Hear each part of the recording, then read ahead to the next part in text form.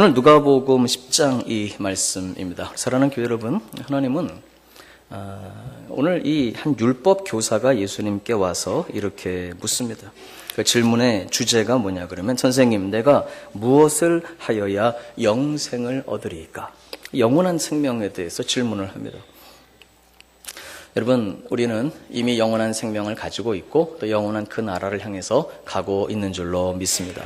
사실 영생 혹은 영원한 생명이라고 하는 것은 우리가 이 세상에서 죽은 다음에 누리게 되는 게 아니고, 사실 이 영생은 이미 우리 가운데 있습니다. 이미 우리 안에. 저와 여러분이 영원한 생명, 이것은 양적으로 이렇게 고무줄 들이듯이 그냥 길게 언제까지나 늘어나는 그런 생명을 말하는 게 아니고, 새로운 생명, 그리스도와 하나 된 생명, 하나님께서 주신 하늘의 생명, 새로운, 질적으로 새로운 차원의 그런 생명, 이미 저와 여러분은 그 생명을 가지고 있는 줄로 믿습니다. 그래서 예수님 말씀하셨거든요. 나는 부활이요 생명이니 나를 믿는 자는 죽어도 살 것이지만 살아서 나를 믿는 자는 영원히 죽지 아니하리라. 그리고 말씀하셨습니다. 이것을 내가 믿느냐. 우리가 다 그 믿음을 가지고 이 자리에 모인 줄로 믿습니다. 그래서 우리 그리스도인들의 삶은 영원한 삶에 이르기까지 절대로 생명이 중단되는 순간이 없습니다. 물론 이제 이 땅에 사는 어려운 표현으로 하면 이 존재하는 양식은 좀 몇 차례 바뀌어요. 두 차례. 첫째, 지금은 우리가 영혼과 육체가 같이 있습니다. 영혼을 집에 두고 오신 분 계시나요? 산부 예배는 아무도 안 계시네. 그래서 영혼과 육체가 지금은 같이 있는데, 이른바 이제 죽었다, 이른바라고 할 때 그건 뭐냐 그러면 영혼과 육체가 잠시 분리되는 거예요. 분리돼서 영혼은 곧바로 천국 갑니다. 그런데 그 영혼도 완전한 인격입니다. 완전한 인격이기 때문에 영혼은 일단 천국 가고 육체는 이 땅에서 흙으로 돌아갑니다. 땅에 묻힌다. 이게 흙으로 돌아간다는 말인데 좀 차이가 있긴 있죠. 이제 매장을 하면은 조금 오래 걸리고 화장을 하면 좀 빨리 진행되고 그 차이뿐이지 이제 흙으로 돌아갑니다. 근데 그게 다가 아니고 흙으로 돌아가서 묻혀있는 거기, 주님이 아시는 바로 거기에서 우리 예수님 다시 오실 때, 우리 예수님 천사장의 호령과 나팔 소리와 함께 다시 오실 때, 그때 무덤 속에 누웠던 그 육체가 다시 일어나 부활의 몸에 참여하게 되는 줄로 믿습니다. 우리 잠시 전에 우리가 신앙 고백 드렸습니다. 몸이 다시 사는 것을 믿습니다. 그때는 부활의 몸으로 영혼과 다시 하나가 돼서, 부활의 몸은 그 사람이 그 사람이고 알아봅니다. 그 사람이 그 사람이고 알아보고 또 함께하고 안고 끌어안고. 제 남동생이 어저께 이렇게 하나 좀 올렸더라고요. 카톡 올렸는데 보니까 한 번 더 좀 안아드렸으면 좋았을 텐데 그 부모님 또 그런 표현을 했더라고요. 근데 그때 우리가 서로 알아보고 안아보고, 근데 몸이 달라져요. 지금은 쇠하고 약해지고 또 병들고 그런 육체지만, 그때는 우리 주님이 부활하셨던 그 몸처럼 다시는 썩지도 않고 쇠하지도 않고 또 멸하지도 않고 약해지지도 않는 영원한 부활의 몸, 영광스러운 몸으로 우리 다시 살아 우리 주님을 뵙게 될 줄로 믿습니다. 그렇기 때문에 이 영원한 생명은 이미 저와 여러분 속에 있는 것이고, 이미 시작됐고 이미 진행되고 완전한 생명을 가지고 있습니다. 이 율법 교사가 와서 물었습니다. 그 영생을 얻으려면 어떻게 하면 됩니까? 우리 사랑하는 교회 여러분, 우리는 우리의 죄를 다 지고 죽으신 예수님을 믿음으로 이미 영원한 생명을 얻고 구원받은 줄로 믿습니다.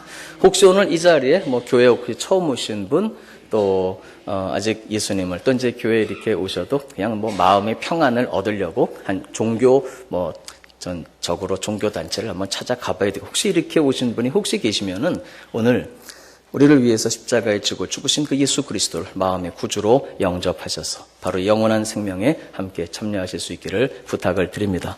이제 예수님을 믿고 구원에 이르는 저와 여러분, 이미 구원받은 이제 우리 하나님의 자녀들, 저와 여러분, 이미 구원받고 하나님의 백성이 되었고 영원한 생명을 가지고 있지만, 그러나 우리가 남은 세월이 있습니다. 주님 앞에 갈 때까지. 이제 남은 인생을 어떻게 살아가야 되겠습니까? 바로 그것은 여기 성경 말씀을 따라서입니다. 그냥 내 방식대로, 내 뜻대로, 혹은 세상의 다른 사람들이 그냥 살아가듯이 그런 방식으로, 세상의 다른 분들이 사시는 그냥 그런 방식으로 살아갈 것이 아니라 하나님 말씀을 따라 말씀에 기록된 대로 주의 뜻을 이루어 드리며 우리가 살아가야 할 줄로 믿습니다. 저는 우리 기독교 신앙이 기복 신앙이라는 걸 저는 믿습니다. 왜냐고 하면 우리는 축복을 구하는 사람들입니다. 하나님의 축복을 받아야지, 그러면 우리가 저주를 받아야 되겠습니까? 그런데 이 진정한 축복이라고 하는 것은 성경에 보면 조금 좀 생각해 볼 필요는 있습니다. 예를 들어서 행복해야 우리가 축복이죠. 행복하지 않은데 행복한 삶을 누리는 것. 세상에는 외양간에 소가 많고 우리의 양이 많고 하박국서입니다. 그 다음에 곡간에 곡식이 가득해야만 행복하지만 우리는 혹시 외양간에 소가 없고 우리의 양이 없고 곡간에 곡식이 없어도 우리는 예수 그리스도 우리 하늘 아버지로 인해서 행복한 사람들입니다. 할렐루야. 그런데 이 축복은 행복 그 자체로 끝나는 것은 아니고 우리를 행복하게 하신 그분과의 관계입니다. 신앙의 핵심은 관계입니다. 첫째는 그분, 우리 하늘 아버지와 하나님과의 관계요. 수직적이죠. 두 번째는 우리 서로 더불어 살아가는 형제, 자매, 이웃들 사이의 수평적인 관계입니다. 우리 사랑하는 교회 여러분, 축복에는 풍성한 삶이 있습니다. 풍요가 있고 성공하는 삶이 당연히 축복받은 삶이죠. 그러나 더 중요한 것은 우리가 풍요로운 삶을 누릴 때 그 풍성 자체보다도 우리를 풍성케 하시는 그분과의 관계가 진정한 축복입니다. 우리가 성공을 예를 들어 경험한다. 성공 그 자체보다도 우리를 성공하게 하신 그분과의 관계, 하나님과의 관계가 진정한 축복입니다. 다시 말하면 이제 우리 인생길에서 때때로는 응답이 없으신 것 같아도 성공을 추구했지만 혹여나 실패를 경험할 때에도 중요한 것은 그 가운데 여전히 우리를 사랑하십니다. 내가 지금 이해하지는 못하지만은 사실은 그분이 보시기에는 최선의 길로 인도해 가시는 나를 너무도 사랑하시는 아버지, 그분의 뜻을 신뢰하는 그분과의 관계가 바로 그것이 축복이며 생명이라는 것입니다. 우리 사랑하는 교회 여러분, 그래서 우리가 삶 속에 때로는 고난이 있고 또 실패가 있고 아픔이 있어도 우리 하나님은 살아계시며 우리를 변함없이 사랑하시는 아버지이십니다. 그러므로 그분이 가지고 계신 그 뜻을 우리는 신뢰하는, 그게 뭔지는 모르지만 나를 향해, 우리를 향해 가지신 그 최선의 뜻을 신뢰하며 그 아버지와의 가시는 관계, 바로 이것이 진정한 축복입니다. 여러분, 그렇다면 그 아버지의 뜻을 발견하고 그 하나님의 뜻을 이루어드리는, 다시 말하면 하나님과의 사랑의 관계 속에서 우리는 이제 사명의 삶을 살아갑니다. 저와 여러분은 모두 다 사명자들입니다. 우리가 가진 사명, 미션, 이 사명이 무엇이겠습니까? 그것은 바로 그 하나님께로부터 받은 사랑을 이제 전하는 축복의 통로가 되는 것입니다. 하나님께로부터 받은 그 사랑을 이제는 전하는 사랑의 통로가 되는 줄로 믿습니다. 바로 이것이 저와 여러분이 가진 사명입니다. 우리는 그 주님의 뜻을 이루어 드리는 것입니다. 여러분, 그렇다면 우리 주님의 그 뜻이 도대체 무엇이겠습니까? 그 뜻을 이루어 드리는 것이 우리의 사명이고 거기에 진정한 행복이 있다면 그 주님의 뜻이 무엇입니까? 다시 원론으로 돌아가서 우리는 그 하나님의 뜻을 이 가운데서 발견해야 합니다. 하나님께서 우리에게 주신 이 말씀 속에 한번 따라서 하시면 감사하겠습니다. 당신은 누구의 이웃입니까? 첫 번째로 보겠습니다. 오늘 이 율법 교사가 예수님께 와서 물었습니다. 내가 무엇을 하여야 영생을 얻겠습니까? 예수님께서 그래, 네가 율법 교사구나. 율법 교사라는 이 말은 이제 예수님 당시니까, 지금으로부터 약 2000년 전 예수님 당시니까 아직 신약 성경은 없었을 때거든요. 이제 구약 성경, 율법의 말씀이라고 할 수 있습니다. 구약에 정통한 이 율법 교사에게 예수님께서 역으로 물으십니다.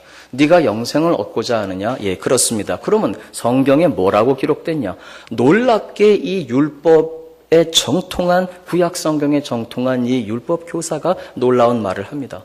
예수님 말씀이 아니고 이 사람이 구약 성경을 요약합니다. 바로 율법에 보면, 성경에 보면 첫째, 위로 마음을 다하고 성품을 다하고 뜻을 다하고 힘을 다하여 주 너희 하나님을 사랑하라고 하셨습니다.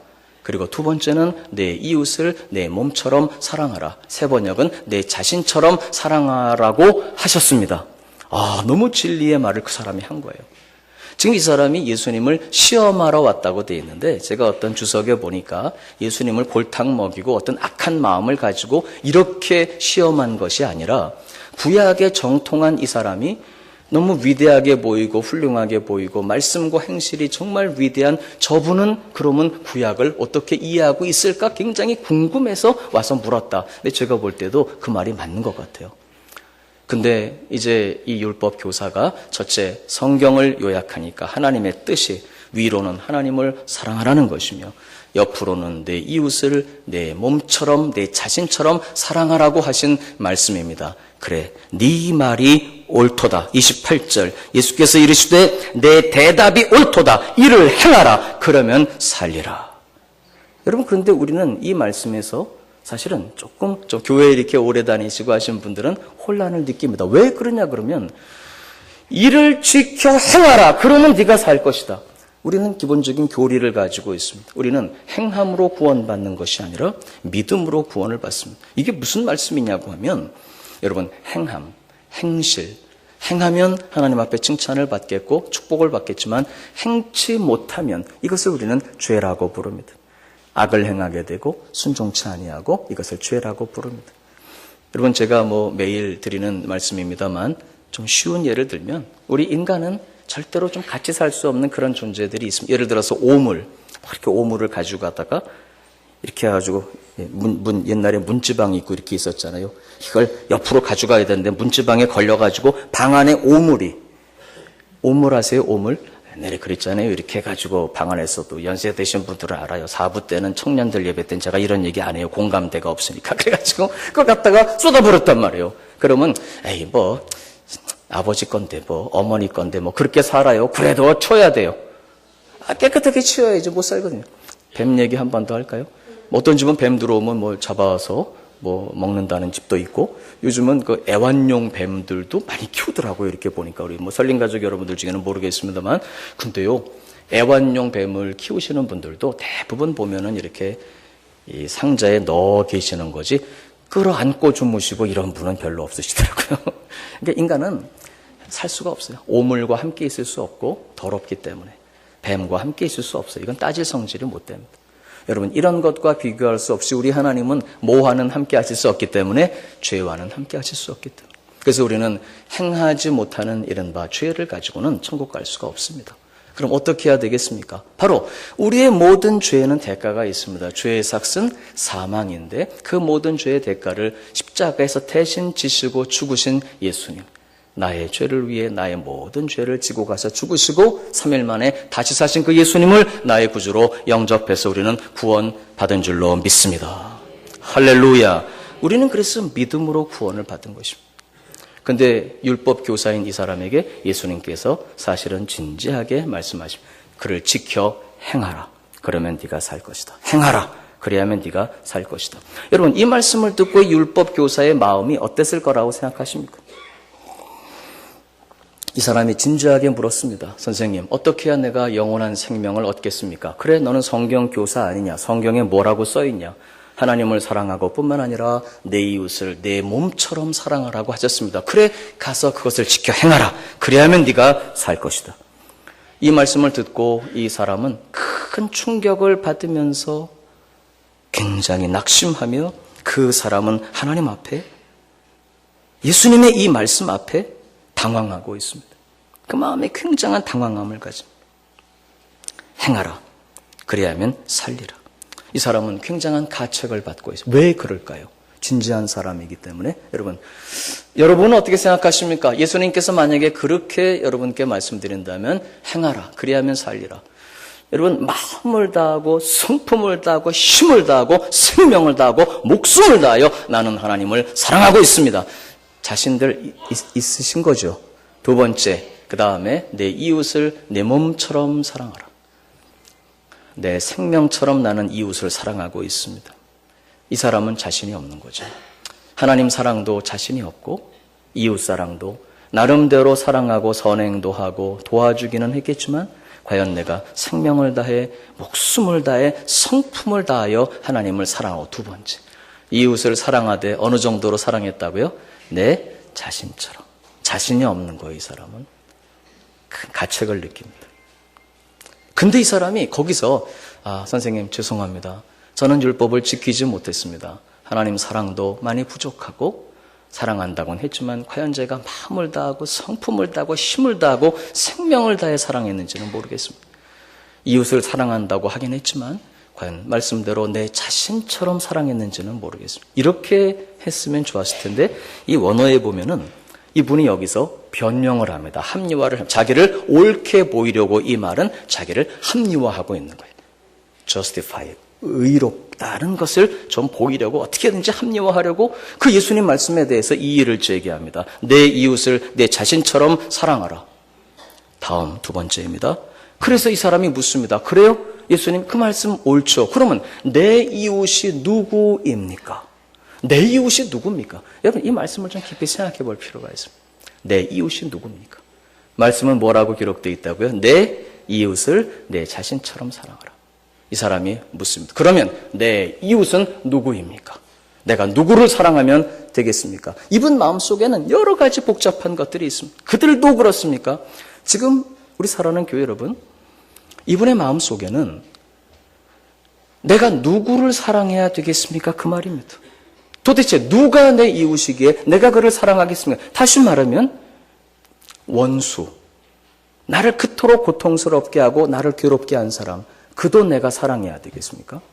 여러분, 이 율법사의 마음속에는 그 뒤에 보면 이른바 선한 사마리아 사람의 비유가 나와요. 어디 사는 분? 사마리아 사람. 예수님께서 그냥 사마리아 사람 얘기를 하신 게 아니고 이분의 마음속에, 율법사의 마음속에는 그들은, 유대인들은, 그분들은 지금도 그렇습니다. 굉장한 선민의식을 가지고 있습니다. 자기들만이 하나님께 택한 받은 백성이며 자기들만이 선택된 민족이다. 그러니까 유대인들이 아닌 다른 분들, 이방인들, 그 다음에 특별히 사마리아 사람. 이분들은 좀 세상적인 표현으로 하면 인간 취급을 하질 않은 거예요. 하나님께로부터 선택받은 우리만 선민이고 나머지 이방인들은, 좀 죄송한 표현입니다만은 성경에 그렇게 돼 있어요. 개 취급을 하는데 하물며 사마리아인들은 그들과 이루어진 혼혈족들이거든요. 혼혈인들.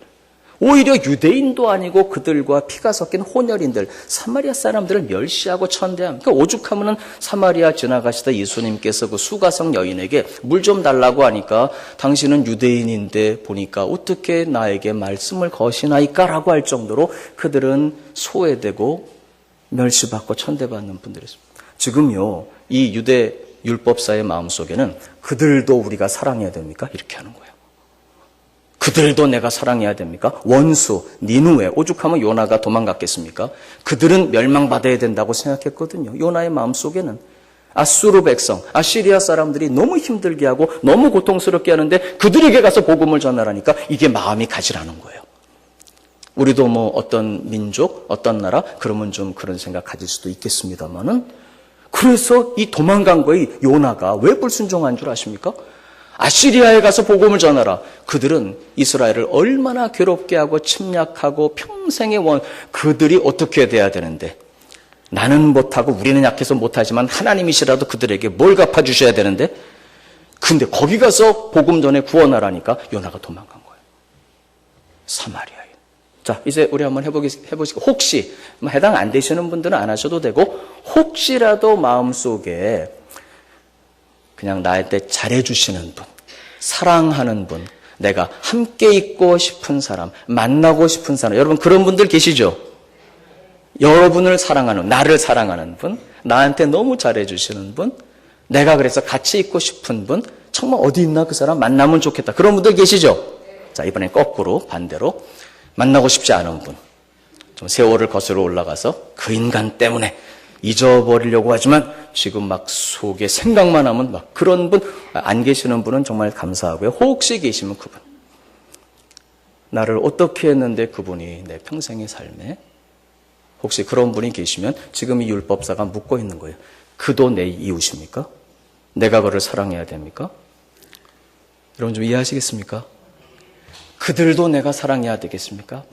자, 여러분, 이웃사랑에 대해서 두 가지 사실은 전제가 있어요. 우리가 이웃을 정말 사랑할, 여러분, 주님의 뜻이라고 제가 아까 말씀드렸잖아요. 제가 지금 무슨 사랑 이야기, 사랑 누가 말했죠?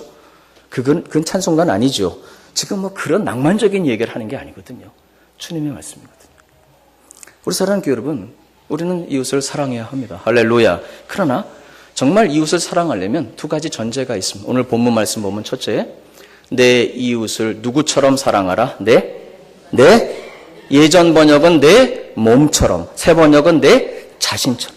여러분 정말 이웃을 사랑할 수 있는 마음의 자세와 준비가 되려면요, 자기 자신을 사랑해야 돼요. 나 같은 거 내가 이러면 안 돼요. 여러분 제가 늘 말씀드리듯이 제가 잘생겼잖아요. 근데 이제 어떤 분들이 며칠 전에 이번에 그러시더라고. 아버님이 잘생기셔서 목사님께서 근데 그거 여러분이나 전하다 웃자고 하는 얘기지 누가 믿겠어요? 그거 제가 잘생겼다고. 원로 목사님 늘 여기서 뵈시다가 저 이렇게 봐주신 것만 해도 감사하지. 장로님들하고 비교해서 뭐 제가 여러분 그런 얘기가 아니고 하나님이 저를 그렇게 보신다 이 말입니다. 여러분은 다 저보고 못생겼다고 하지만 하나님은 아니에요. 저보고 내가 너를 보배롭고 존귀하게 여기노라. 할렐루야. 여러분 그래서 자존감이 있어야 돼요. 높아요. 우리 하나님의 백성 그렇다고 해서 뭐 자기 중심, 나밖에 모르고 나만 내 중심 뭐 이런 에고이즘 이걸 말하는 게 아니고 하나님이 나를 보시는 그 관점대로 여러분 자신을 소중히 여기시기를 부탁을 드립니다. 우리 설린에 온 가족들은 하나님 앞에 왕의 자녀로 가지는 높은 자존감이 높으면 자존심이 좀 약해지는데 자존감이 낮으면 자존심이 조금 이렇게 막 세지기도 하죠. 여러분 그래서 자신을 소중히 여러분 내가 얼마나 귀한지 아셔야 돼요. 자기 자신이 내가 얼마나 세상은 나를 어떻게 보는지 몰라요. 세상이 보는 관점은 어떤지 모르지만 하나님이 나를 얼마나 사랑하시면 얼마나 소중히 여기시면 하나밖에 없는 독생자를 나 위에 죽게 하시고 바꾸셨겠어요. 여러분 자신을 다 사랑하시고 소중히 여기시기 바랍니다. 할렐루야. 두 번째 그래야 일단 이웃을 사랑할 수 있는 마음이 열리게 돼요. 진정으로 자기를 탁 닫고 이렇게 있지 않고 비로소 오픈해서 사랑해요. 두 번째는 여러분 하나님을 사랑합시다. 그것도 그냥 사랑은 아니고 오늘 이 율법사가 요약한 것처럼 마음을 다하고 성품을 다하고 힘을 다하고 목숨을 다하고 생명을 다하여 우리 하나님을 사랑하십시다. 할렐루야. 자 이제 됐습니다. 주님께서 율법사에게 말씀하십니다. 선한 사마리아 사람 비유. 제가 잠깐만 요약을 좀 해드리면 이제 아마 유대인이겠죠. 한 사람이 예수님 비유가 예루살렘에서 여리고로 내려가다가 강도들을 만났어요. 이 강도들이 이 사람을 옷을 벗기고 많이 때렸습니다. 피투성이가 되고 가진 거 다 뺏고 길에 버리고 갔어요. 버려진 홀로 외롭게. 근데 거기에 세 사람이 지나갑니다. 첫째는 제사장. 이 제사장은 그 당시에 종교적인 최고의 권위를 가진 가장 높은 지위, 가장 존경받는 종교 지도자들. 이 훌륭한 제사장. 근데 그 사람도 보고 어떻게 했다고요? 피하여 지나가 버렸습니다. 두 번째, 레위인. 역시 못지않게 종교적으로 구약 성경 율법의 핵심에 있는 사람, 아주 높은 지위에 있고 정말 신앙적으로 중요한 사람. 아주 귀한 분. 이 레위인도 그를 보고 어떻게 했다고요? 피하여 지나갔습니다. 그런데 이 선한 사마리아 사람, 아까 제가 말씀드렸죠. 왜 예수님께서 사마리아 사람을 등장시키셨는지, 멸시받는 사람, 천대받는 사람, 바로 이 사람. 이 사람은 지나가다가 그를 보고 한번 따라서 합시다. 불쌍히 여기고 마음에, 그 다음 한 번 더 하시죠. 가까이 가서. 뭐 다 말씀이 다 그렇게 돼 있으면 오늘 본문 말씀 보니까 33절 그를 보고 불쌍히 여기고 34절 한 번 더 하십시다. 가까이 가서 기름과 포도주를 그 상처에 붓고 싸매어 주었습니다. 싸매어 주고 그 다음에 자기 짐승에 태워 주막으로 데리고 가서 돌보아 주고 그 주막 주인에게 말합니다. 저도 지금 이 일 때문에 안 갈 수가 없습니다. 제가 이 돈을 드릴 테니까 이분을 치료해 주시고 혹시 돈이 더 드시면 제가 오는 길에 그 비용을 제가 부담하겠습니다. 여러분 예수님 질문 이제 잘 생각해 보세요. 네 생각에는 이 세 사람 중에 누가 그의 이웃이 되겠느냐? 누가 그의 이웃이 되겠느냐? 예, 사마리아 사람입니다. 그렇다면 가서 너도 이와 같이 하라. 여러분 이 말씀은 생각이 조금 필요한데 의외로 간단하고 단순한 말씀입니다. 여러분 이 사마리아 이 율법 교사는 누구에 관심이 있냐 그러면은 누가 나의 이웃입니까? 이 말은 누가 나와 함께 있고 누가 나를 도와주고 누가 나에게 잘하고 누가 나에게 원수가 되고 누가 나에게 해를 입히고 이런 거예요. 그 중에 누가 나의 이웃이 되겠습니까? 예수님 말씀하십니다. 그가 너에게 이웃이 되고 너한테 잘해주고 혹은 너에겐 원수가 되고 이게 중요한 게 아니라 그가 어떤 사람이든지 간에 이웃 사랑은 네가 가서 그에게 친구가 되어주는 것이다. 네가 그에게 이웃이 되어주는 것이다. 여러분 이 말씀을 좀 이해하시겠습니까? 우리 사랑하는 교회 여러분, 오늘 본문 말씀 예수님께서 말씀하십니다. 네 생각에는 이 세 사람 중에 누가 강도 만난 자의 이웃이 되겠느냐? 다시 말하면 진정한 이웃 사랑은 그가 나에게 해주고 그가 나에게 소중한 사람이 되고 이게 중요한 게 아니라 누가 나에게 이웃이 되느냐가 중요한 게 아니라 진정한 이웃 사랑은 가서 네가 그의 무엇이 되어주라? 이웃이 되어주라는 것입니다. 우리 사랑하는 교회 여러분, 우리는 하나님께서 만나게 하신 사람들 사이에 둘러싸여 살아가고 있습니다. 우리가 때로는 눈을 닫아버립니다. 귀를 닫아버립니다. 앞만 봅니다. 이렇게 절대로 뒤를 옆을 돌아보지 않습니다. 우리 서로 돌아보고 인사합시다. 그러면 안녕하세요, 안녕하세요 이렇게. 혹은 고개는 돌아가도 눈은 안녕하세요, 안녕하세요 이렇게 하고. 여러분 그래서 그렇지. 제가 늘 여러분께 여쭙는 말씀인데요. 여러분 가정만 하더라도 여러분 가정을 선택해서 태어나셨습니까? 태어나 보시니까 그 가정이시던가요? 세상 사람들은 어떻게 이해하죠? 운이 좋아가지고 부잣집에 태어나고 뭐 하다 보니까 이게 또 아닙니다. 우리는 어떻게 이해하죠? 하나님께서 우리를 거기에 보내시고 우리에게 만나게 하신 분들, 할렐루야. 그럼 우리는 생각합니다. 그래서 부모님이 나한테 뭘 해주시고 형님이 나한테 뭘 해주시고 그럼 너는 뭐 한 게 뭐 있고 또 자식 그게 나한테 뭘 해주고 예수님 말씀 그게 아니라는 거예요. 그가 나에게 뭘 해주고가 중요한 것이 아니라 네가 가서 그에게 무엇이 되라? 이웃이 되라. 여러분 이웃이 되는 거 어떻게 되는 건지 우리가 오늘 배우고 있습니다. 다소 좀 풍류적인 해석이 되겠습니다만은 일단은 마음의 불쌍히 여기는 긍휼이 옆에 분 한 번만 보시죠. 합시다. 아이고 불쌍해 한번 하시죠. 아이고 불쌍해 12시인데 아침도 못 먹고 그런 말이 아니다 이 말입니다. 아이고 불쌍해가 아니라 여기서 불쌍해 여긴다는 이 말은 마음 깊은 곳에서 우러난 긍휼 사랑을 말하는 거예요. 두 번째 가까이 가는 것입니다. 이런 해석은 다소 풍류적인 해석이 된다고 이제 목회에서 설교학에서는 얘기를 하는데요. 여러분 가까이 가는 것입니다. 내가 먼저 손 내밀 수 있는 것이다 이 말입니다. 가까이 가는 것. 그 다음에 싸매어 주는 것. 이렇게 안아주고. 여러분 이해하시겠죠? 여기 용서가 있고 사랑이 있고. 여러분 누가 내 이웃입니까? 우리는 선별합니다. 그 사람은 내 이웃이지만 이 사람은 내 이웃이 될 수 없습니다. 예수님 아니라는 거예요. 가서 너도 그와 같이 하라. 네가 갈 것이다. 그에게 이웃이 될 것이다. 여러분 제가 아주 좋아하는 시가 하나 있습니다. 함씨들이 좀 훌륭하긴 한데 함석헌 선생님이라는 분이 쓰시는데요. 제가 좀 좋아하는 시입니다. 온 세상 다 나를 버려 마음이 외로울 때에도 저 마음이야 하고 믿어지는 그 사람을 그대는 가졌는가? 그 사람을 가졌는가? 탔던 배 꺼지는 시간 구명대 서로 양보하며 너만은 제발 살아다오 할 그 사람을 그대는 가졌는가? 잊지 못할 이 세상을 놓고 떠나려 할 때 저 하나 있으니 하며 방긋이 웃고 눈을 감을 그 사람을 그대는 가졌는가? 여러분 그런데 우리 예수님은 그 이상입니다. 제가 한번 여러분께 여쭤보겠습니다. 여러분은 이런 분을 가지고 계십니까? 어떤 목사님이 이런 말씀을 하시더라고요. 어떤 행사에 갔는데 그 행사를 주관하시는 목사님께서 저는 그러니까 이제 그분들을 뵌 적은 없죠. 자기 친구를 소개하면서 이 친구는 어디에서 목회하는 목사님이신데 저가 내 안에 있고 내가 저 안에 있는 그런 친구입니다. 이렇게 소개를 하더래요. 저가 내 안에 있고 내가 저 안에 있는 그렇게 마음으로 삶으로. 근데 그 말을 듣는 순간 그 목사님께서 눈물이 핑 돌고 가슴이 막 하면서 나는 그런 사람이 있나 생각해 봤다는 거예요.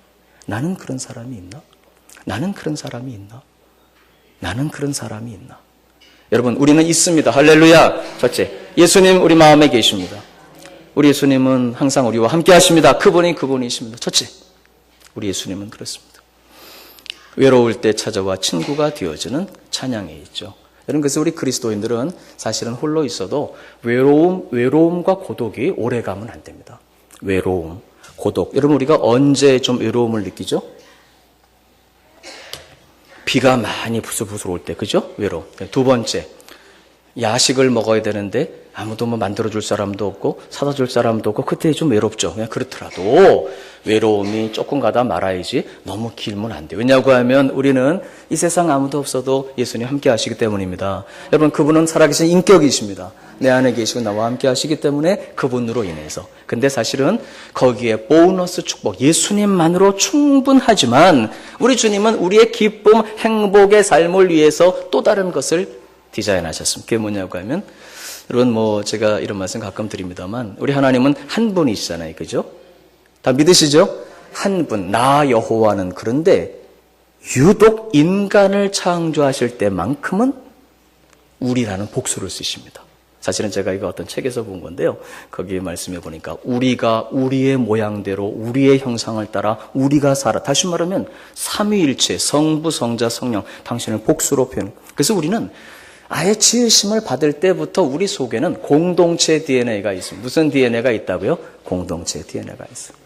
일단 우리는 예수님만으로 만족하지만 또 하나 인간의 삶 속에서는 홀로가 아니라 항상 공동체 가운데 그와 더불어 살아가도록. 우리 사랑하는 교회 여러분, 자 이제 여러분께 한 가지, 예수님 말고 또 그런 분이 계신지 한번 여쭤보겠습니다. 저가 내 안에, 내가 그 안에 있는 그런 분들이 계십니까? 아까 그 시인의 말처럼 탔던 배 꺼지는 순간 구명대 서로 양보하며 너만은 살아다오 할 그 사람을 가졌는가? 여러분, 그런데 오늘 예수님 말씀은 이것만은 아닙니다. 그 사람은 우리가 가졌을 수도 있고 못 가졌을 수도 있습니다.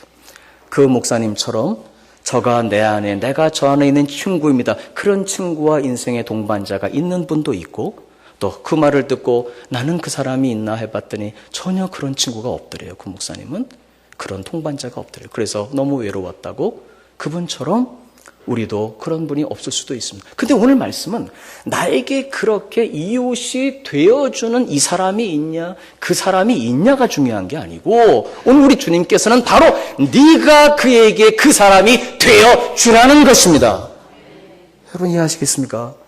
가서 네가 그에게 이웃이 되어주라. 여러분, 우리는 예수님을 마음에 모시고 있는 사람들입니다. 우리가 때로는 외로울 수 있지만 우리와 비교할 수 없이 외로운 분들이 많이 계십니다. 어디에 계시냐? 여러분, 가정에 있을 수 있습니다. 가정에 계십니다. 여러분, 가정에서 섬기고 계십니까? 혹은 도움이 필요하신 분 섬기고 계십니까? 바로 그에게 여러분이 바로 그가 되어주고 있는 것입니다. 주님이 원하시는 그 이웃이 되고 있는 것입니다. 교회, 말할 나위도 없죠. 우리 교회, 할렐루야, 우리 서로 그 사람이 되어주는 것입니다. 여러분, 일터에서 마찬가지입니다. 바로 이 모든 분들은 하나님이 만나게 하신 사람들입니다. 여러분, 그러므로 이웃을 사랑한 진정한 이웃 사랑은 그의 진정한 이웃이 내가 되어주는 것입니다. 네 생각에는 누가 강도 만난 자의 이웃이 되겠느냐? 예, 사마리아 사람입니다. 가서 너도 이와 같이 하라. 우리 사랑하는 교회 여러분, 이런 말을 가끔 우리가 하긴 합니다. 인간은 절대로 믿을 수 있는 존재가 아니라고. 절대로 인간 믿으면 안 되고 예수님만 믿어야 된다. 물론 저 그 말이 맞다고 생각합니다. 그러나 또 어떤 면에서 보면, 그럼 예수님께서 너희도 서로 사랑하라라고 하신 그런 그 말씀은 뭡니까? 너희는 서로 사랑하라. 너희는 서로 사랑하라. 그냥 그게 천국 가서나 이루어지고 여기서는 무슨 슬로건, 어디 관공서 같은 데 가면, 여러분 관공서 같은 데 가서 이렇게 옛날, 요즘은 모르겠어요. 옛날에 포스터가 붙잖아요. 우리는 정의로운 사회, 이런 사회를 위해 섬깁니다. 여러분 다 믿으셨죠? 그리고 이렇게 동사무소 지나가면 현수막 보면 막 가슴이 뛰고 눈물이 쏟으셨죠? 네, 그런 분들도 계시고. 아니면 보면서, 슬로건이지, 구호지, 그런 겁니까? 너희는 서로 사랑하라. 그럼 우리가 새로운 피조물이라는 건 또 뭡니까? 예전 것은 지나갔으니 이제는 새 것이 되었다. 우리 사랑하는 교회 여러분, 그래서 우리가 한번 새로운 피조물 그리스도인의 삶을 생각해 볼 필요가 있습니다. 세상은 물론 그 말 다 맞습니다. 누구도 믿을 사람 없고 누구도 믿으면 안 되고 예수님만 믿어야 되고, 물론 저 그 말 맞다고 생각해요. 어떤 면에서는. 그러나 우리는, 사랑하는 교회 여러분, 우리는 새로운 피조물들입니다. 주님 우리에게 명령하고 가셨습니다. 내가 너희를 사랑한 것처럼 너희도 서로 사랑할 것이다. 단, 여러분 여기서 명심하실 것은, 제가 아까 말씀드린 것처럼 저는 낭만적인 이야기를 하고 있는 것이, 사랑에 대한 이야기, 이웃이 되어주라, 그 사람을 가졌는가. 여러분, 제가 지금 낭만적인 이야기를 드리고 있는 것이 아니라 주님의 뜻을 말씀드리고 있습니다. 순종 여부입니다, 이것은. 이것은 낭만이 아니라 순종입니다. 단, 명심하실 것은 제가 늘 말씀드리듯이 성경이 말씀하는 사랑은, 여러분 헬라어에 4가지 종류의 사랑이라는 단어가 있다 그랬잖아요. 아가페 사랑입니다. 우리가 하는 인간의 모든 사랑은 다 인간의 사랑, 필리아 사랑, 스토르게 사랑, 이런 것입니다. 그런데 주님께서 오늘도 가서 너도 이와 같이 하라. 네가 그의 이웃이 되어줌으로 설사 그가 이방인일지라도 사마리아인일지라도 아수르 사람일지라도 어디에 있는 무슨 분일지라도 히틀러일지라도 뭐 저기에 지도자일지라도 누구라도 아니면 너에게 개인적으로 해를 입힌 원수일지라도 우리 주님 말씀하십니다. 네가 가서 그에게 이웃이 되어주라. 여러분 그래서 이 용서하는 것, 이해하는 것 그럼에도 불구하고 섬김과 희생과 헌신이라고 하는 이 아가페 사랑은 인간에게는 어려운 것이 아니라 불가능한 것입니다. 세상 어디에도 그 사랑은 없습니다. 저와 여러분도 낭만적으로만 생각해서 좋은 말씀이지 뭐 사랑해야지 사랑합시다 우리는 사랑의 띠로 이렇게 돌아간다면 이것은 또 하나의 구호가 됩니다. 절대로 실천은 불가능합니다. 어떻게 해야 되겠습니까? 여러분 이 사랑은 우리 주님께서 보여주시고 주님이 가지고 계시고 주님이 지고 가신 그 길이기 때문에 역시 우리 주님의 능력으로만 가능한 줄로 믿습니다. 여러분 내게 능력 주시는 자 안에서 우리는 모든 것을 할 수 있습니다. 율법은 말합니다. 너는 할 수 없다. 그래서 우리는 예수를 믿음으로 구원받았어요. 할 수 없는 우리의 모든 죄짐을 예수님이 다 지고 가셨지만 예수를 믿는다는 것은 예수 그리스도를 영접하는 것입니다. 여러분 예수님을 영접하셨습니까? 그렇다면 예수님 여러분 안에 계십니다. 이제 이전 것은 지나갔으니 새 것이 되었고요. 나의 옛사람은 그리스도와 함께 십자가에 못 박혀 죽은 것입니다. 이제는 내 안에 사신 것은 내가 아니라 그리스도께서 사셨기 때문에 한번 따라해 주시면 감사하겠습니다. 할 수 있습니다. 뭘 할 수 있다는 것입니까? 여러분 사랑할 수 있습니다. 이웃이 되어줄 수 있습니다. 단 그냥은 안 되고 그분의 능력이 필요하기 때문에 우리 사랑하는 교회 여러분 기도가 필요합니다. 기도를 통해서 성령의 충만이 필요합니다. 여러분 성령의 충만이라는 것은 어떤 희한한 무슨 신비한 종교적인 경험을 말하는 게 아닙니다. 성령 충만은 성령님께서 드디어 나의 지식과 감정, 정서, 의지, 내 전 인격을 아예 그분이 사로잡아 주시는 것입니다. 내 힘이 아니라 그분의 힘으로 우리 사랑하는 교회 여러분 열심히 기도하도록 하십시다. 성령 충만해서 이 말씀을 이루어드리며 실천하며 살아갈 수 있도록 우리 애쓰도록 하십시다. 말씀 맺겠습니다. 결론입니다. 첫째, 한번 읽어보시죠. 자, 이웃 사랑하려면 첫째, 자신을 사랑하고 두 번째, 하나님을 사랑 그리고 우리 이웃을 사랑할 것입니다. 두 번째, 이웃 사랑은 참 이웃이 되어주는 것입니다. 누가 나의 이웃입니까? 내가 따지고 찾고 선별하지 말고 나는 그 사람이 없군요. 뭐 예수님 그 사람 없으셨거든요. 이 땅에 계실 때 그럴 수 있습니다. 여러분 주님의 뜻은 누가 내 이웃입니까? 찾지 말고 바로 우리가 참 이웃이 되어주기를 원하십니다. 할렐루야. 단 이것은 우리 힘으로 될 수 있는 것이 아니기 때문에 이것은 순종의 삶 속에 맺어지는 열매입니다. 내가 아니라 누가 하시는 것? 주님께서.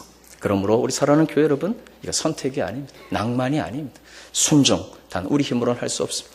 오직 기도와 기도를 통해서 말씀과 기도로 성령으로 충만하여 우리 주님의 능력으로 우리 하나님께서 우리에게 더불어 살아가게 하신 가정과 또 이웃과 우리 교회도 우리 이웃들에게 우리 조국의 사회 속에 교회야말로 진정한 그들의 이웃이 되어줘야 할 줄로 믿습니다.